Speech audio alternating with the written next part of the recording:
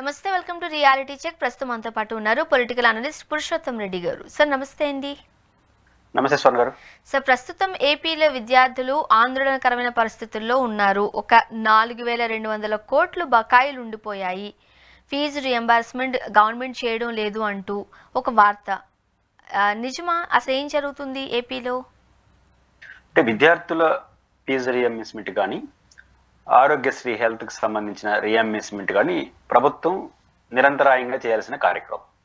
కొన్ని సందర్భాల్లో 6 నెలలకు 3 నెలలకు కొన్ని వాయిదాలు కూడా పడుతుంటాయి. అది బకాయిలు పేరుకుపోతూ ఉంటాయి.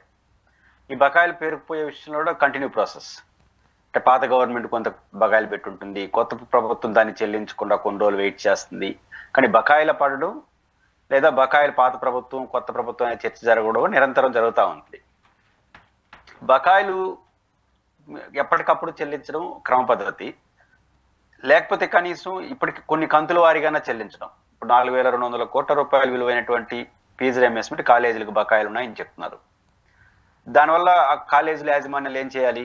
మెజారిటీ కాలేజీలు చాలా ఇప్పుడు అటానమస్ కాలేజీలు కొన్ని ఉంటాయి.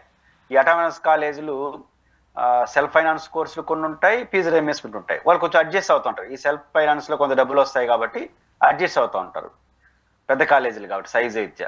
కానీ ఫీజు రియంబర్స్మెంటే 60-70% ఉన్న కాలేజీల పరిస్థితి ఏంటి? కొలాప్స్ అయిపోతాయి ఫస్ట్ కాలేజీలు. అందులో చదువుతున్న విద్యార్థుల పరిస్థితి కూడా ఇబ్బందికర వాతావరణం ఉంటుంది. కాబట్టి ఫీజు రియంబర్స్మెంట్ మీద ఆధారపడి నడిచే కాలేజీలు, ఆరోగ్యశ్రీ మీద ఆధారపడే హాస్పిటళ్ళు తయారైనాయి. దానికి కారణం ప్రభుత్వమే. మేము ఇస్తామంటున్నారు కాబట్టి వాళ్ళు చేస్తున్నారు. పైపించి ప్రభుత్వం ఏమంటా ఉంది? నిరంతరం ఆరోగ్యశ్రీ కార్డు చూపిస్తే మీకు ఇక్కడ ఉచితం, మీరు భయం లేదు, ఫీజు రియంబర్స్మెంట్ వస్తుంది అని చెప్తున్నారు. కాబట్టి ఇట్లాంటి వాతావరణం ఉన్నప్పుడు ఈ 4600 కోట్లు అనేది మోయలేని భారం కాలేజీలకి. విద్యార్థులకు ఫీజులు కట్టకపోతే వాళ్ళు ఏం చేయాలి పిల్లల్ని? ఇప్పుడు స్టార్టింగ్ లో పరిస్థితి అయితే ఎగ్జామినేషన్ టైంలో ఏం చేస్తారు? హాల్ టికెట్లకి ఈ ఫీజు బకాయిలకి లింక్ పెడేస్తారు. హాల్ టికెట్ ఇవ్వాలనుకుంటే లింక్ కావాలంటారు. కాబట్టి ఖచ్చితంగా ప్రభుత్వం ఈ ఫీజు రియంబర్స్మెంట్ అనేది ఒక క్రమబద్ధతలో చేయాలి. వాళ్ళ గత ప్రభుత్వం మీద విమర్శ చేయదలుచుకుంటే మీరు గతంలో బకాయిలు పెట్టింది ఆ ప్రభుత్వం తీర్చింది. ఇప్పుడు గతంలో అప్పులు చేసింది కదా రాష్ట్ర ప్రభుత్వం. జగన్మోహన్ రెడ్డి గారు చేశారు, అంతకుముందు చంద్రబాబు గారు చేశారు, అంతకుముందు ఉమ్మడి ఆంధ్రప్రదేశ్ జరిగిన వారసత్వం వచ్చింది కదా. ఈ డబ్బులు అంత చంద్రబాబు గారు నేను కట్టంటే ఒప్పుకుంటారా? లేదా జగన్మోహన్ రెడ్డి గారు రేపు అధికారంలోకి వస్తే చంద్రబాబు చేసిన అప్పులతో నాకు సంబంధం లేదంటే ఒప్పుకుంటారా? అప్పులు బాధ్యత తీసుకుంటున్నారు, ఆస్తులకు బాధ్యత తీసుకుంటున్నారు. కానీ విద్యార్థుల ఫీజుల విషయంలో మాకు బాధ్యత లేదనే పద్ధతిలో వ్యవహరించడం అనేది చాలా అభ్యంతరకరం. కానీ ప్రభుత్వం ఇప్పుడు చేయకపోతే మోయలేని భారంగా అయితే కాలేజీల యొక్క భవిష్యత్తు ప్రమాదాలు పడుతుంది. కాబట్టి యాజ్ వెల్ యాజ్ ఎర్లీ దీన్ని పరిష్కరించుకుంటేనే బెటర్. సాధారణంగా అంటే రాజశేఖర రెడ్డి గారి హయాంలో ఉన్నప్పుడు విద్యార్థులు చాలా మంది ఇంజనీరింగ్ చదవాలి అనేది ఒక డాలర్ డ్రీమ్గా ఉండేది, మనకు తెలిసిన విషయమే.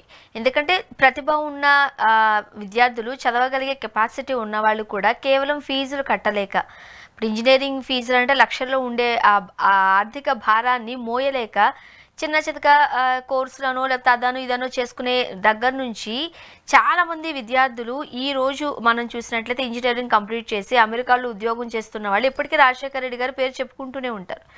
ఈ ఫీజు రియంబర్స్మెంట్కి సంబంధించి ప్రముఖంగా వినపడే పేరు కూడా మనం రాజశేఖర రెడ్డి గారు. అప్పటి నుంచి కంటిన్యూ అవుతున్నది. అప్పుడప్పుడు కాస్త ఇట్లా లోటుపాట్లకు లోనవ్వడం, అవకతవకకు గురవడం, లేకపోతే విద్యార్థుల పాలిట ఇదొక పెద్ద గుదిబండగా తయారవడం ఎలా చూడాలంటారు? ఖచ్చితంగా రాజశేఖర రెడ్డి గారు ఈ పథకాన్ని ఒక హిస్టారికల్ కారణంతోనే తీసుకొచ్చాడు. నేను చాలా సందర్భాల్లో చెప్పాము, ఈ పథకం అనేది ఎన్నికల పథకం కాదు. చాలా మంది ఎన్నికల్లో పథకంగా చూస్తారు. ఫీజు రియంబర్స్మెంట్ కానీ ఆరోగ్యశ్రీ అనేది ఒక ప్రత్యేక పరిస్థితిలో రాజశేఖర రెడ్డి గారు తీసుకొచ్చారు. వారు అధికారంలోకి వచ్చిన వెంటనే ఆత్మహత్యలు విస్తృతంగా జరుగుతున్న నేపథ్యంలో రైతాంగ ఆత్మహత్యలు జైతీ ఘోష్ కమిషన్ వేశారు. ఆ కమిషన్ రిపోర్ట్లో రైతుల ఆత్మహత్యల్లో ఆసక్తికరంగా ఆందోళన కలిగించేట్టుగా 2 అంశాలు చెప్పారు. సౌత్ ఇండియాలో పర్టికులర్ ఆంధ్రప్రదేశ్లో విద్యా వైద్యం అనేది కార్పొరేట్ చేతిలో గెలిపింది. అందువల్ల కార్పొరేట్ చేతిలో ఒక చిన్న హాస్పిటల్ పోవాలంటే 1000 రూపాయలు అవుతున్నాయి, కాలేజీ చదవాలంటే లక్షల రూపాయలు అవుతున్నాయి. కాబట్టి రైతాంగ సమస్య పరిష్కారం అయినా కూడా ఈ అప్పులు పాలైపోయి ఆత్మహత్య చేసుకుంటున్నాడు అనే నివేదిక వారు ఇచ్చారు. ఒక రకంగా వారు చేసిన సిఫార్సు ఏంటంటే విద్యా వైద్యాన్ని ప్రజల నుంచి భారాన్ని నుంచి ప్రభుత్వం బాధ్యత తీసుకున్నారు. దాని నుంచి వచ్చింది ఆరోగ్యశ్రీ, దాని నుంచి వచ్చింది రియంబర్స్మెంట్. ఏదో ఎన్నికల కోసం ఇచ్చింది కాదు. అందువల్ల రాజశేఖర రెడ్డి గారు దూరదృష్టి తెచ్చాడు. మీరు అన్నట్టు ఈరోజు అమెరికాలో కానీ హైదరాబాద్లో కానీ ఎక్కువ మంది ఐటీ ఎంప్లాయీస్ ఉన్నారు అంటే దానికి కారణం రాజశేఖర రెడ్డి గారు. కారణం ఏంటంటే ఎక్కువ మంది ఇంజనీర్లు చదివారు కాబట్టి ఫీజు రియంబర్స్మెంట్ వల్ల ఐటీ ఉద్యోగాలు పొందారు. చాలా మంది అంటే హైటెక్ సిటీ కట్టారు, లేదా ఫైనాన్స్ డిస్ట్రిక్ట్ రాజశేఖర రెడ్డిదే. హైటెక్ సిటీ ఒక మాత్రమే చంద్రబాబు గారు పూర్తి చేశారు. జనార్దన్ రెడ్డి గారు శంకుస్థాపన పూర్తి చేశారు. దాని చుట్టూ కొన్ని కంపెనీలు వచ్చినాయి. కానీ ఫైనాన్స్ డిస్ట్రిక్ట్ అమెరికా లాగా కనిపిస్తుంది. ఈరోజు హైదరాబాద్ లో మీరు ఉంటారు కాబట్టి హైదరాబాద్ పోతే అమెరికా ఎలా కనిపిస్తుంది అంటే ఫైనాన్స్ డిస్ట్రిక్ట్ లో కనిపిస్తుంది. నానా కుర్మగాడ అవన్నీ కానీ అవన్నీ సృష్టించింది రాజశేఖర రెడ్డి గారు. అంటే రెండోది, మీరు కంపెనీ పెడతారండి. కంపెనీ పెడితే ఉద్యోగులు ఎవరు రావాలి? ఎవరంటే వాళ్ళు మీరు ఇంజనీరింగ్ చదవడం మన లాంటి వాళ్ళు పోలేం కదా, ఇంజనీరింగ్ చదివినోడే పోవాలి. కానీ ఇంజనీరింగ్ చదివితే కదా ఐటీ ఉద్యోగాలు వచ్చారు. ఇప్పుడు చెన్నైలో పోయినా, బెంగళూరు పోయినా, పూణేకి పోయినా, హైదరాబాద్లో ఉన్నా, అమెరికాలో ఉన్నా ఎక్కువ మంది ఇంజనీర్లు కాగలిగారు కాబట్టి ఆడ వెళ్ళగలిగారు. నువ్వు కంపెనీ పెట్టేస్తే వచ్చి చేరిపోరు. ఆ చదువు కూడా ఉండాలి. అవి వచ్చారంటే ఎక్కువ మంది ఏం చదివినారు? ఫీజు రియంబర్స్మెంట్ అనే పథకం పేదలకు ఉచితంగా వచ్చింది కాబట్టి చదివినారు. కాబట్టి ఈరోజు నేను చెప్పినట్టు అన్ని ప్రాంతాల్లో ఈరోజు ఐటీ కంపెనీలు విస్తృతంగా వచ్చినాయన్నా, దాంట్లో ఎంప్లాయ్మెంట్ తెలుగు వాళ్ళు ఎక్కువ ఉన్నారంటే రాజశేఖర రెడ్డి గారి కారణం. కాబట్టి ఖచ్చితంగా ఆయన చరిత్రలో ఉంటాడు.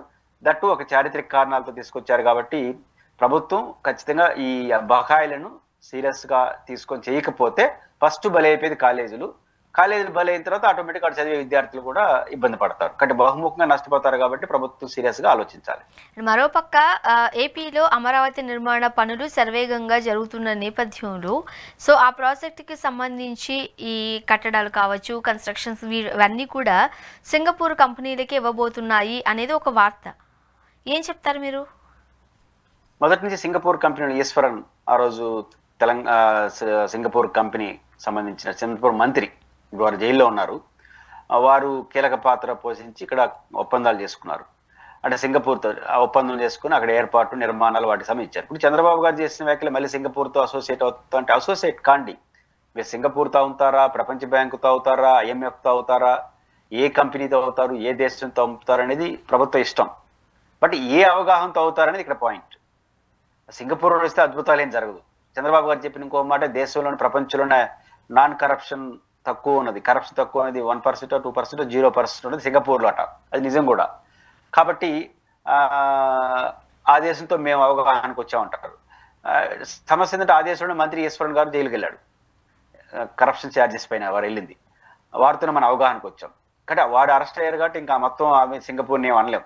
సింగపూర్లో అవినీతి రహిత ప్రభుత్వం ఉందా లేదా అనేది ఇంపార్టెంట్ కాదు. రెండు, సింగపూరు గొప్ప దేశం కావడం ఇంపార్టెంట్ కాదు. సమస్యల్లో మనం తీసుకున్న ప్రాజెక్టుకు వైబిలిటీ ఏంటి అనేది ఇంపార్టెంట్. మీరు అది మాట్లాడకుండా మీద అన్ని మాట్లాడుతున్నారు. ఇక్కడ ఏమంటారంటే, వారు నిన్న ఇచ్చిన ఆ పత్రికల్లో వచ్చిన వార్తని మనం కథనాన్ని చూస్తే, జగన్మోహన్ రెడ్డి గారు అడ్డుకున్నారు కాబట్టి అమరావతికి కొన్ని లెటర్లు రాశాడంట అమరావతికి వ్యతిరేకంగా. రెండు, జగన్మోహన్ రెడ్డి గారు కొన్ని కంపెనీలు ఆంధ్రప్రదేశ్కి వచ్చినా వాడిని తెరం కూడా వేసినాడు జగన్ అంటాడు. మళ్ళీ మొదలుకు వచ్చినారు. ఇక్కడ నా పాయింట్ ఏంటంటే, జగన్మోహన్ రెడ్డి గారి లెటర్ రాసిన విలువ ఉంటుందా, ముఖ్యమంత్రి రాసిన లెటర్ విలువ ఉంటుందా? As a chief minister Andhra Pradesh Chandrababu గారు అమరావతి ప్రాజెక్ట్ ఇది అని చెప్తాడు. కాబట్టి ఇప్పుడు జగన్ గారు అది కాదని చెప్పి రాశాడు అనుకోండి, జగన్ గారిని నమ్ముతున్నారు అంటే మీ మీద అపనమ్మకం ఉంటే నమ్మాలి. నిజంగా జగన్ గారు లెటర్ రాసి నమ్మితే. ప్రతిపక్ష నాయకుడు నమ్మి మిమ్మల్ని నమ్మలేదంటే మీరు చెప్పిన ప్రాజెక్ట్ ఏదో లోపం ఉన్నట్టు లెక్క. ఎందుకంటే ప్రపంచంలో ఉన్నటువంటి సింగపూర్ లాంటి దేశాలు, ప్రపంచ బ్యాంకు లాంటి దేశాలనే గడగడలాడించే ప్రపంచ బ్యాంకు జగన్ లెటర్ రాయిస్తే వెంటనే చేతిలో పెట్టుకునేసి ఇనేస్తుందా? Private company అంటాయా? ఖచ్చితంగా రియాలిటీ చూస్తాయి. కాబట్టి ఇప్పుడు జగన్మోహన్ రెడ్డి గారిని నెపనట్టేసి మీరు తప్పించుకుంటే అది కుదరదు. ఎందుకంటే అమరావతి పట్ల భిన్నమైన అభిప్రాయం జగన్ గారికి ఉంది కాబట్టి ఆయన మీద ఒక రాయి వేసేస్తే సరిపోతుందనే పద్ధతిలో చంద్రబాబు గారు వ్యవహరిస్తున్నారు. ఆ లెటర్ల వల్ల చెడిపోయింది ఖచ్చితంగా. కాబట్టి దాన్ని సరిదిద్దే ప్రయత్నంలో, చక్కబెట్టే ప్రయత్నంలో భాగంగానే చంద్రబాబు నాయుడు గారు సింగపూర్ వెళ్ళబోతున్నారు, వాళ్ళతో మాట్లాడబోతున్నారు. ఈ పరిస్థితిని అంతటినీ కూడా ఒక పాజిటివ్ వైబ్లోకి తీసుకొచ్చేద్దాం అనుకుంటున్నారు అనేది కూడా ఏపీలో గట్టిగానే వినిపిస్తున్న మాట అంటున్నారు. లెటర్లు రాయడం కాదు, అన్ని విధానం సింగపూర్ కన్సాలిడేషన్ తో మనకు వద్దనుకున్నాడు జగన్ గారు. ఎందుకంటే మనం వాళ్ళకి భూమి ఇవ్వడం ఏంటి, వాళ్ళు డెవలప్మెంట్ చేసాడు వ్యాపార సంస్థలకు ఇవ్వడం ఏంటి, దాంట్లో మనమేమో భూమి ఇవ్వాలి, పెట్టుబడి పెట్టాలి, వాళ్ళు వచ్చి మెయింటెనెన్స్ చేస్తారా? దానికి ఎందుకు అనుకున్నాడు జగన్ గారు? దాంట్లో లెటర్ ఏంది? ఆయన విధాన నిర్ణయం అది. అసలు ఆయన ఆ మాటకు వస్తే మహానగర కాన్సెప్ట్ ఆయనకి ఇష్టం లేదు. కాబట్టి దీంట్లో జగన్ కుట్రే ఉందంటూ ఓపెన్ మైండ్తో చెప్పాడు ఆయన. మహానగర కాన్సెప్ట్ వద్దు, ఒక అడ్మినిస్ట్రేషన్ క్యాపిటల్ చాలు, ఇక్కడ ఒక అసెంబ్లీ చాలు, విశాఖపట్నంలో ఒకటి, కర్నూలు ఒకటి పెట్టి చేద్దామని అనుకున్నాడు. దాంట్లో కుట్రే ఉంది, లెటర్లే ఉంది. ఆయన విధానం అది. ఆయన విధానం మీకు నచ్చలేదు, కొత్త విధానంతో మీ విధానం పాత విధానంతో పోతున్నారు, గో హెడ్, దీంట్లో కుట్రలే ఉంది. ఓపెన్. కాకపోతే ఆయన స్టాండ్ మార్చుకోవడంలో కొంత ఆలస్యం అయిందనండి, వెళ్ళండి గుడ్. ఆ ఎమర్స్ వరకు జగన్ గారి మీద వేయచ్చు. మీరు అంతకన్నా బెటర్గా చేయాలి. ఇప్పుడు ఉదాహరణ గుర్తుంటే నారాయణ గారు ఒక మాట అన్నారు, మీ పాత వీడియో చూడండి, ఈ గవర్నమెంట్ వచ్చిన తర్వాతనే. ఆయన చెప్పిన లెక్క ప్రకారం ప్రపంచ బ్యాంక్ అట ఇక్కడ నగర నిర్మాణం సాధ్యం కాదు, ఇక్కడ వరదలు ఉన్నాయి, ఇవన్నీ ఉన్నాయి అని చెప్పారు, అయినా మేము అక్కడే కడతామని చెప్పినారు. ఇప్పుడు ప్రపంచ బ్యాంక్ చెప్పింది వాళ్ళు స్వీయ పరిశీలన చెప్పినారా, జగన్ లెటర్ రాస్తే వచ్చారు అవగానే వాళ్ళు చూసినారు. ఇక్కడ 15,000 కోట్లు శాంక్షన్ చేసినప్పుడు అమరావతి ఏంది, ప్రాజెక్ట్ ఏంది, డిజైన్ ఏంది అని చెప్పారు. కాబట్టి ఇప్పుడు జగన్కి ఏం సంబంధం? ప్రపంచ బ్యాంకు ఇక్కడ వరద ముప్పు ఉందని అని జగన్ రాసినాడా? మీరు ఇచ్చిన ప్రాజెక్ట్ రిపోర్ట్లోనే ఉంది. ఆ ప్రాజెక్ట్ రిపోర్ట్లో 6,000 చిల్లర కోట్ల రూపాయలు పాలవాగు, గ్రావిటీ కెనాల్, 3 బ్యారేజీలు, అనేక సబ్ బ్యారేజీలు కట్టాలని మీరే ఉంది. 6,000-7,000 కోట్లు దానికి ఖర్చు పెట్టి లిఫ్ట్ ఇరిగేషన్స్ పెట్టాలని ఉంది. అంటే వాటర్ డైవర్ట్ చేయడం. వాటర్ డైవర్ట్ ఎందుకు చేస్తారు? వరదలు వస్తేనే చేస్తారు. మీరే ప్రపంచ బ్యాంక్ ఆ రిపోర్ట్ ఇచ్చి ప్రపంచ బ్యాంక్ వరదలు అనింది, దానికి జగన్ చెప్పినాడు. మీరు ఇచ్చిన ప్రాజెక్ట్ రిపోర్ట్లోనే వరద ముంపు చర్యలు ఉన్నాయి, 3 బ్యారేజీలు కడతామని చెప్పారు, పాలవాగులు లాంటి వాగులు ఉన్నాయి, ఇవన్నీ చెప్పేసి బుడమేరు వాగు పోయిందే కదా విజయవాడ, అట్లా అయింది. అట్లాంటి 3 వాగులు ఉన్నాయి ఇక్కడ, దీని కంట్రోల్ ముందే చేయాలని మీరే చెప్పినారు. మళ్ళీ ఏ మీద విమర్శలు చేయడం ఏంటి? అంటే అమరావతి విషయంలో మీ ప్రాజెక్టులో లోపాలుంటే సరిదిద్దుకోండి, లేదా ఆ ప్రాజెక్ట్ కరెక్ట్ అనుకుంటే వెళ్ళండి. కానీ మీ ప్రాజెక్టులో డబ్బులు రానప్పుడల్లా జగన్ మీద పడి ఇబ్బంది పెడితే లాభమే ఉంది. కాబట్టి మీరు అప్పుడప్పుడు పడుతున్నారంటే మీ ప్రాజెక్టులో ఏదో లోపం ఉందని, రావాల్సింది రాలేదు కాబట్టి చేస్తున్నారు. రెండవది, జగన్మోహన్ రెడ్డి గారు తరివేసినాడు. ఇంతకుముందు ఏమన్నారు, లక్షలాది కోట్ల రూపాయలు వచ్చే పరిశ్రమని తరివేశారన్నారు. నిన్న 2 పెడుతున్నారు. ఒకటి ఏంటంటే అపోలో టైర్స్ అంట, లూలు గ్రూపు. ఈ రెండింటిని జగన్ తరివేసినట్ట. ఈ 2 ఇంకేమైనా ఉన్నాయని చెప్పాలి కనీసం. వచ్చినప్పుడల్లా ఇదే ఉపన్యాసం, జగన్ తరివేసినాడు. కానీ ఒక శ్వేతపత్రం రిలీజ్ చేయండి, జగన్మోహన్ రెడ్డి పీరియడ్లో ఎన్ని కంపెనీలు లిస్ట్ అయినాయి, పెట్టుబడులు స్టార్ట్ చేసినాయి, ఎన్ని కంపెనీలు వెళ్ళిపోయినాయి, వాటి పేర్లేంది. మీరు 2014 నుంచి 19 వరకు ఎన్ని కంపెనీలు వచ్చినాయి, లిస్ట్ అవుట్ ఇవ్వండి. ఇప్పుడు అన్ని శ్వేతపత్రాలు ప్రకటించారు కదా, ఈ పరిశ్రమల పైన ఒక శ్వేతపత్రం ప్రకటించేయండి. జగన్మోహన్ రెడ్డి గారు 19 నుంచి 24 వరకు ఉన్నారు. ఈ 5 ఏళ్లలో జగన్మోహన్ రెడ్డి గారి నుంచి వచ్చిన పరిశ్రమలు 0. మేము తీసుకొచ్చిన ఒక 50,000 కోట్ల పరిశ్రమలు XYZ పేర్లు రాసి అందుకు జగన్ తరివేసినాడు చెప్పండి, చర్చ అవుతుంది. అది చెప్పకుండా బుద్ధి పుట్టినప్పుడు జగన్ తరివేసినాడు అంటే ఏం తరివేసినాడు? జగన్మోహన్ రెడ్డి పీరియడ్లో శంకుస్థాపన చేసి ప్రారంభానికి రెడీగా ఉన్న 4,500 కోట్ల రూపాయలు ఇచ్చినటువంటి మూడు పరిశ్రమలు మీరే ప్రారంభించారు మీ చేతులతోనే. శ్రీ సిటీలో అధికారంలో జూన్ 12వ తేదీ ప్రమాణ స్వీకారం, ఆగస్టు మిడిల్లో వచ్చి ప్రారంభోత్సవం చేశాడు 3 కంపెనీలకి శ్రీ సిటీలో చంద్రబాబు. 3 నెలల్లోనే శంకుస్థాపనలో నిర్మాణం ప్రారంభం అయిపోతుందా?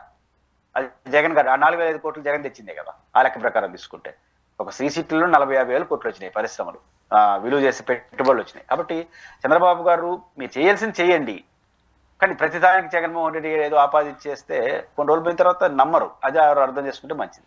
మరి ముఖ్యంగా ఈ లిక్కర్ కేసుకి సంబంధించి విచారణలు చాలా వేగంగా జరుగుతున్న నేపథ్యంలో, వేగవంతం జరిపిన నేపథ్యంలో ఇప్పుడు ఎవరి పేర్లు అయితే వినిపిస్తున్నాయో వాళ్ళందరికీ సంబంధించి దుబాయ్లో షెల్టర్ ఇచ్చింది కొంతమంది బీఆర్ఎస్ వాళ్ళు అనేది ప్రస్తుతం కాస్త గట్టిగా వినపడుతున్న మాట. అంటే మనకు తెలిసిన విషయమే, ఇక్కడ జగన్మోహన్ రెడ్డి గారికి అక్కడ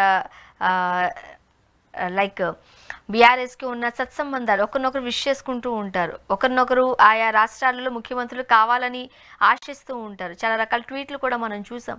ఏం చెప్తారు ఈ సంబంధం గురించి? ఇప్పుడు హైదరాబాద్లో కసిరెడ్డి ఆస్తులు కొన్నాడు. ఇప్పుడు హైదరాబాద్లో ఆస్తులు కొన్న వాళ్ళందరూ బీఆర్ఎస్తో సంబంధం ఉంటామా? లేదా హైదరాబాద్లో ఆస్తులు కొన్న వాళ్ళందరూ ఇప్పుడు రేవంత్ రెడ్డి గారు ముఖ్యమంత్రి ఆయనతో సంబంధాలు అంటగడతామా? హైదరాబాద్లో మీరైనా నేనైనా ఒక ఇన్వెస్ట్ చేయడానికి సిద్ధపడతాం. కారణం ఏంటంటే ఈరోజు 10 రూపాయలు చేస్తే రేపు 20 రూపాయలు అవుతుంది నమ్మకం. మంచి సిటీ. ఇప్పుడు ఆంధ్రప్రదేశ్లో తిరుపతిలో విశాఖపట్నంలో ఇన్వెస్ట్ చేయడానికి సిద్ధపడతారు. కారణం ఏంటంటే ఇది డెవలప్మెంట్ అవుతుంది, మార్కెట్ స్టేబుల్గా ఉంది. తిరుపతి అయితే ఎప్పుడు క్రైసిస్ రాదు, ఇది బూమ్ మార్కెట్, ఫైనాన్స్, ఇది ల్యాండ్. కాబట్టి ఎక్కడ మార్కెట్ ఉంటే అక్కడ పెడతాం. ఎక్కడ మార్కెట్ పెట్టే వాళ్ళు అందరికీ ఆడున్న వాళ్ళ సంబంధాలు అంటగడితే ఎట్లా? కాబట్టి కసిరెడ్డి గారు అవినీతి చేశాడా లేదా, డబ్బులు సంపాదించాడా లేదా తేల్చండి, శిక్షించండి. కానీ ఆయన తీసుకొచ్చి హైదరాబాద్లో పెట్టారు, దానికి బీఆర్ఎస్కి సంబంధాలు. ఫోన్ ట్యాపింగ్, శర్మిలా గారు ఫోన్ ట్యాపింగ్ కూడా బీఆర్ఎస్ వాళ్ళు జగన్ చెప్తే చేసినారు. అసలు జగన్కి అవసరమే లేదు శర్మిలా గారిని ట్యాప్ చేసి, ఏం అవసరం? ఆమె తెలంగాణలో పార్టీ పెడితే ఆంధ్రప్రదేశ్లో ఏమవుతుంది? ఆంధ్రప్రదేశ్లో శర్మిలా గారు కాంగ్రెస్ అధ్యక్షురాలు అయినప్పుడే ఫోన్ ట్యాపింగ్ చేయాల. మీరు చూడండి, శర్మిలా గారు తెలంగాణలో చేసి ఉంటారేమో అని ఆమె కూడా అనుమానం వ్యక్తం చేస్తాను. కానీ అంత అనుమానం వ్యక్తం చేసే షర్మిల గారు మా అన్న నేను పిసిసి అధ్యక్షురాలుగా ఆంధ్రప్రదేశ్ ఉన్నప్పుడు నా ఫోన్ ట్యాపింగ్ చేసి ఇంతవరకు అనలా బహుశా మన ఇంటర్వ్యూ చూసిన తర్వాత అంటుందేమో. అనలేదు అంటే అర్థం ఏంటి? అంటే ఆంధ్రప్రదేశ్ లో కదా షర్మిల గారు ఏదైనా ఇబ్బంది పెడతారు జగన్ ఇబ్బంది పెట్టగలదు. ఇక్కడ ఆంధ్రప్రదేశ్ పిసిసి అధ్యక్షురాలుగా ఉన్నప్పుడే ఆమె ఫోన్ ట్యాపింగ్ చేయని జగన్ తెలంగాణలో కాంగ్రెస్ పార్టీ పెడితే ఆయన ఎందుకు చేస్తాడు ఫోన్ ట్యాపింగ్? ఏదో చేసుకుంటూ వాళ్ళు చేసుకోవాలి, లేదో వాళ్ళు తేలుస్తారు. కాబట్టి ఎక్కడేం జరిగినా దానికి జగన్ అంటగట్టడం, షర్మిల గారు ఏమి చేసేస్తారు? చంద్రబాబు గారితో గుడ్ రిలేషన్స్ మెయింటైన్ చేస్తున్నారు అనేది జగన్ గారి ఆరోపణ. ఫోన్ ట్యాపింగ్ చేసి ఏం చేసేసింది? అది బహిరంగంగా తెలుస్తా ఉంది కదా. ఆయన బహిరంగానే చెప్పాడు షర్మిల గారు చంద్రబాబు గారి చేతిలో గెలిపినారు, రాజకీయ విమర్శ చేశాడు. ఆమె కాదని ఆమె చెప్పింది. ఇంకా ఫోన్ ట్యాపింగ్ తెలుసుకొని చేయాలన్నా మీరు ఆయన కలుస్తున్నారు, ఆయన వింటున్నారు, కొన్ని డిబేట్లకు వెళ్ళి జగన్ తిడుతున్నారు. ఇంకా అంతకుమించి చంద్రబాబు గారితో సంబంధాలు ఏంటి? నేనైనా చంద్రబాబు గారిని తీవ్రంగా విమర్శించి పోరాటాలకు దిగినాను అనుకోండి, ఖచ్చితంగా ప్రతిపక్షాన్నే కలుస్తా సపోర్ట్ కోసం. లేదా చంద్రబాబు గారిని సపోర్ట్ చేశాను, జగన్ గారిని విమర్శించాను అనుకోండి గట్టిగా, జగన్ గారి నుంచి కాపాడమంటే రాజకీయంగా కాపాడుకోవడం కోసం నేను చంద్రబాబు గారి దగ్గర రాజకీయ ప్రత్యర్థి దగ్గరికి వెళ్తా. అది నేచురల్. కాబట్టి షర్మిల గారు కూడా చంద్రబాబు గారితో చాలా సందర్భాలు కలిశారు, మాట్లాడినారు, కొన్ని మాటలు అనుకూలంగా వచ్చాయి. కాబట్టి ఎందుకు అనుమానించాల్సిన అవసరం ఉంది? కాబట్టి హైదరాబాద్ లో జరుగుతున్న పరిణామం దీనివల్ల లాభం ఏంటంటే స్వర్ణ గారు ఒకటే లాభం, బీఆర్ఎస్ పని సులభం చేస్తున్నారు. తెలంగాణలో కూడా జగన్ అభిమానించే వాళ్ళు, వైఎస్ రాజశేఖర రెడ్డి గారు అభిమానించే వాళ్ళు చాలా ఎక్కువ మంది ఉన్నారు. వాళ్ళందరూ కూడా గత ఎన్నికల్లో కాంగ్రెస్ కోట్లు వేసినారు. ఈరోజు షర్మిల గారు చేస్తున్న వ్యవహారం, వీళ్ళు చేస్తున్న ఆరోపణలు, బీఆర్ఎస్ తో జగన్ కి సంబంధాలు అంటగట్టే ప్రయత్నం ఏదైతే చేస్తున్నారో ఫైనాన్షియల్ రిలేటెడ్ గా, అది ఫైనాన్స్ ఏం అంటగట్టదు, ఓట్లు అంటగడతాయి. ఇక్కడ మీరు అంటగట్టి బీఆర్ఎస్ కి ఆడ జగన్ అభిమానించులందరూ సరాసరి బీఆర్ఎస్ కోటేసేలా చేస్తారు, ఫైనాన్స్ కి ఏం కాదు. కాబట్టి ఇది అల్టిమేట్ గా కాంగ్రెస్ కి నష్టం. షర్మిల గారు అది గుర్తిస్తుందో లేదో. ఎందుకంటే రాజశేఖర రెడ్డిని అభిమానించే వాళ్ళు, జగన్ అభిమానించే వాళ్ళు మొన్న ఎన్నికల్లో కాంగ్రెస్ కోటేసినారు. రేపు వాళ్ళందరినీ పోయి జగన్ బీఆర్ఎస్ కోటేయమంటే మీ పార్టీకి మీరు నష్టం చేసుకుంటారు, ఈ అత్యుత్సాహం ఎక్కువైపోయి. కాబట్టి షర్మిల గారు వ్యవహారం అయినదే. ఆ పత్రిక కూడా రాసింది బహుశా తెలుగుదేశానికి రేవంత్ రెడ్డి గారికి కొంచెం మంచి అభిప్రాయం ఉన్న పత్రిక. మీరు ఇట్లా రాయడం వల్ల గుండు గుర్తుగా బీఆర్ఎస్ పార్టీకి జగన్ అభిమానుల్ని హోల్సేల్ గా వాళ్ళకి అప్పగించే పని చేస్తున్నారు. మీరందరూ బీఆర్ఎస్ బాగుంటుంది జగన్తో అని చెప్పడం ద్వారా, అంటే దానివల్ల ఏం సాధిస్తారని. కాబట్టి ఏదో చెడు చేయనిపోయి కీడు చేయనిపోయి మంచి చేశారంటారు కదా, అట్లుంటుంది వ్యవహారాలు. అంటే పక్క రాష్ట్రాలలో ఆ పక్క చంద్రబాబు నాయుడు గారు ఉన్నారు అని అంటే ఈ పక్క రేవంత్ రెడ్డి గారు ఉండేసరికి పార్టీలు వేరే ఉండొచ్చు, అంటే టీడీపీ కాంగ్రెస్ అయి ఉండొచ్చు. కానీ వీళ్ళిద్దరి బంధాన్ని ముఖ్యంగా గురు శిష్యుల బంధంగా కూడా చెబుతూ ఉంటారు, ఎవరు కొట్టి పారేయలేని పరిస్థితి కూడా. ఇక్కడ మరో పక్క కేసీఆర్ గారు లేదంటే కేటీఆర్ గారు, అక్కడ జగన్మోహన్ రెడ్డి గారు, వీళ్ళిద్దరి మధ్య మంచి సత్సంబంధాలు ఉంటాయనేది కూడా మనం చూస్తూనే ఉంటాం. ట్విట్టర్ వేదికగా ఒకరినొకరు ప్రోత్సహించుకోవడం కూడా మనం వింటూ ఉంటాం, చూస్తూనే ఉన్న నేపథ్యంలో ఇక్కడ అక్కడ కలిపి ఈ రెండు పార్టీల కింద లేకపోతే రెండు వర్గాల కింద ఉందా? కన్ఫ్యూజ్ చేస్తున్నారా ప్రజల్ని? ఏం జరిగే అవకాశం ఉందంటారు? రెండు ప్రాంతీయ పార్టీల మధ్య ఎప్పుడు అనుబంధం ఉంటుంది. బీఆర్ఎస్ ఒక ప్రాంతీయ పార్టీ, వైఎస్ఆర్ కాంగ్రెస్ పార్టీ ఒక ప్రాంతీయ పార్టీ. మీరన్నట్టు చంద్రబాబు నాయుడు గారికి లేదు కదండి. చంద్రబాబు నాయుడు గారితో ఒక గొడవ పెట్టుకున్నాడు. నిజానికి చంద్రబాబు నాయుడు గారు కూడా తెలంగాణలో పార్టీని పెట్టుకోవాలనుకున్నప్పుడు పంచాయతీ వచ్చింది బీఆర్ఎస్ తో. ఇప్పుడేం పంచాయతీ లేదు వాళ్ళకి. కానీ జాతీయ పార్టీతో సంబంధాల కన్నా ప్రాంతీయ, అంటే ఒకే రాష్ట్రంలో ఉన్న రెండు ప్రాంతీయ పార్టీల మధ్య సఖ్యత ఉండదు. పక్క రాష్ట్రంలో ఉన్న ప్రాంతీయ పార్టీకి ఇంకో రాష్ట్ర పార్టీకి నేచురల్ గానే సంబంధాలు ఉంటాయి. ఫెడరల్ ఫ్రంట్ ఎందుకు వచ్చింది చంద్రబాబు గారు చెప్పాలి, ఇవన్నీ ఇట్లే వస్తాయి. కాబట్టి చంద్రబాబు నాయుడు గారు రేవంత్ రెడ్డి గారితో కొంచెం గుడ్ రిలేషన్స్ ఉన్న మాట నిజం, అది ఇద్దరు ఒప్పుకున్నారు. అయితే ఇప్పుడు అది ఉంటుందని నేను అనుకోను. మెల్లమెల్లగా ఏ రాష్ట్రాలు వాళ్ళు మారిపోతాయి. కాబట్టి ఖచ్చితంగా రేవంత్ రెడ్డి గారు అక్కడ ఉన్నారు కాబట్టి చంద్రబాబు గారు ఆ గుడ్ రిలేషన్ ఉండొచ్చు. బట్ అదే సందర్భంలో బీఆర్ఎస్ పట్ల జగన్ గారికి గుడ్ రిలేషన్స్ ఉండడానికి నేను తప్పబట్టను. ఎందుకు తప్పబడతాను? పక్క రాష్ట్రం తెలుగు రాష్ట్రం, జగన్ గారు 3 పార్టీలు ఉన్నాయి ఆడ, బీఆర్ఎస్, బీజేపీ, కాంగ్రెస్. కాంగ్రెస్ ఆయన నేచురల్ శత్రువు అయిపోయింది. ఏంటి ఆ శత్రుత్వం? కాంగ్రెస్ నుంచి ఆయన బయటకు వచ్చాడు. ఇప్పుడు కాంగ్రెస్ తో ఆయన స్నేహాన్ని నెరవలేరు. పైపించి నేషనల్ పార్టీ, పైపించి మీరేమైనా శుద్ధంగా ఉన్నారా? షర్మిల గారు రోజుకు గెలిచి ముఖ్యమంత్రిగా ఉన్నప్పుడు జగన్ తిడితే ఒక అర్థం ఉంది, ఓడిపోయిన తర్వాత కూడా ఆయన తిడతా ఉంది. ఎట్లా కాంగ్రెస్ తో ఆయనతో అనుబంధం? ఈ జాబులు అన్నట్టు ఇప్పుడు మాణిక్ ఠాకూర్ని తీసుకొచ్చాడు, ఆయనతో మాట్లాడిస్తున్నారు. భారతి గారిని కూడా విచారించాలంట, ఏ హోదాలో ఏ అవగాహనతో మాట తెలియదు మాట్లాడు. ఇప్పుడు బీజేపీ, మీరు కాంగ్రెస్ వాళ్ళేమో జగన్ ని ఇరిటేట్ చేస్తారు, జగన్ ఏమో హర్యానాలో మీకు సపోర్ట్ గా మాట్లాడినాడు, మహారాష్ట్ర ఎన్నికలకు సపోర్ట్ గా మాట్లాడినాడు, ప్రతిపక్షాలు మీటింగ్ చెన్నైకి పరోక్షంగా మద్దతు ఇచ్చినాడు. ఈ డీలిమిటేషన్ వాటిపైన. కాబట్టి ఒక సిగ్నల్ జగన్ ఇస్తున్నాడు. అంటే మీరేం చేస్తున్నారు? దానికి భిన్నమైన సిగ్నల్స్ ఇస్తున్నారు. కాబట్టి ఇంకా కాంగ్రెస్ ఎట్ట కలుస్తాడు జగన్ తెలంగాణలో?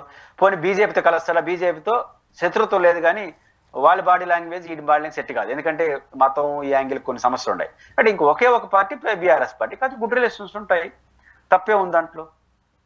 అండ్ మరీ ముఖ్యంగా సజ్జల గారి వ్యాఖ్యలు అందరూ వినే ఉన్నారు. ఒక 18 లక్షల మంది అంటే ఒక సైన్యం రెడీగా ఉంది జగన్మోహన్ రెడ్డి గారికి అంటూ వ్యాఖ్యలు చేశారు. ఏమంటారు మీరు? అంటే 18 లక్షల సైన్యం అని వాళ్ళు అనడం, దానికి కొంతమంది వైసీపీని వ్యతిరేకించే వాళ్ళు సైన్యంతో ఏం చేస్తారు, కొట్లాటకు వస్తారా, చంపుతారా, ఇట మాట్లాడినారు. సైన్యం అనేది మంచి సైన్యాధ్యక్షుడు, ఒక రాజు కింద సైన్యం అంటే అర్థం కొట్లాట కోసం కాదు కదా, రక్షణ కోసం కూడా. కానీ ఒక మా పార్టీకి సైనికులు, ఇప్పుడు జన సైనికులు అంటారు వాళ్ళు, సైన్యమే కదా అది కూడా లెక్క ప్రకారం. మరి అంత తప్పుగా అర్థం తీసుకుంటామా? అంటే జగన్మోహన్ రెడ్డి గారు 18 లక్షలు ఇంకా ఎక్కువే ఉంటారు. రామకృష్ణారెడ్డి గారు ఏదో తక్కువ చెప్పినాడు. ఎందుకంటే ఆ పార్టీ మీకు గుర్తుంటే 2024 మొన్న ఎన్నికల్లో ఆ పార్టీ తీవ్రమైన ప్రతికూల పరిస్థితులు ఎదుర్కొంది, ఘోర పరాజయం పొందింది కదా 2024 ఎన్నికల్లో. ఆ ఎన్నికల్లో ఘోర పరాజయం ఒకవైపు, ప్రజలు వ్యతిరేకం ఒకటే అయినారు, పార్టీ శ్రేణులు కూడా మాకు అన్యాయం జరుగుతుంది వ్యతిరేకంగా పనిచేశారు. అంటే పార్టీ శ్రేణులు ఇంటా బయట తీవ్రమైన వ్యతిరేకత కొని తెచ్చుకున్న ఎన్నికలు జగన్ గారికి 24. ఆ ఎన్నికల్లోనే సింగిల్ ఇండివిజువల్ జగన్ గారికి 1,32,00,000 ఓట్లు వచ్చినాయి. 1,32,00,000 ఓట్లు. నరేంద్ర మోడీ గారు, పవన్ కళ్యాణ్ గారు అండ్ చంద్రబాబు గారు కలిపి 1,82,00,000. ఒక జగన్కే 1,32,00,000 వచ్చినాయి. అంత ప్రతికూల పరిస్థితుల్లో కూడా 1,32,00,000 వచ్చిన జగన్ అనే పర్సనాలిటీకి ఒక 18 లక్షలు 20 లక్షలు పార్టీ కేడరే కదా సైన్యం అంటే. జగన్ గారి కోసం సర్వం సిద్ధం అనే వాళ్ళు 18 లక్షలు అన్నారు. ఎందుకుంటారు? పార్టీ కార్యకర్తలు జగన్ గారి సర్వం అంటే కొట్టడం కొట్టించుకోవడం కాదు కదా, పార్టీ వెనకాల నిలబడడం. ఆయన వెనకాల సైన్యం ఎప్పుడు యుద్ధం చేస్తూ ఉంటుందా? ఇప్పుడు భారతదేశ సైన్యం ఉంది, ఎప్పుడో 10 ఏళ్లకో 20 ఏళ్లకో ఘటన జరుగుతుంది జమ్మూ అండ్ కాశ్మీర్లో. కానీ సైన్యం ఉంది కాబట్టి 24 గంటలు యుద్ధం చేసుకుంటారా? లేదా రాజుల కాలంలో యుద్ధంలో ప్రతిసారి జరిగాయి. రక్షణ అంటే సైన్యం జనరల్గా రక్షణ, పార్టీకి సైన్యం అంటే పార్టీకి సృష్టించడానికి కార్యకర్తలాగా ఉంటారు. జగన్ గారికి 18 లక్షల మంది ఇంకా ఎక్కువే ఉంటారు. కాబట్టి 1,32,00,000 సైన్యం కాదు, కానీ ఆయన ఏమైనా సరే మాకు జగనే కావాలి అనేవాళ్ళు 1,32,00,000 ఓట్లు. దాని కుటుంబాలతో కన్వర్ట్ చేస్తే కనీసం 30-40 లక్షలు. దాంట్లో కనీసం ఒక 10, దాంట్లో సగం మంది ఆయన్ని వీరాభిమానులు లేకుండా ఎట్టుంటారు. కాబట్టి రామకృష్ణారెడ్డి గారు చెప్పింది లెక్క తప్పు, ఇంకా ఎక్కువే ఉంటారు. దానివల్ల ఊరికి ఏమి నష్టం లేదు. అది జగన్ గారికి ఉన్న అసట్టుని ఆయన చెప్పాడు తప్ప దాన్ని కంగారు పడిపోవాల్సిన అంత అవసరం లేదు. చూద్దాం sir. Thank you so much అండి, మీ అభిప్రాయాలు పంచుకున్నారు. Thank you very much. ఇది వాళ్ళ రియాలిటీ చెక్. Stay tuned.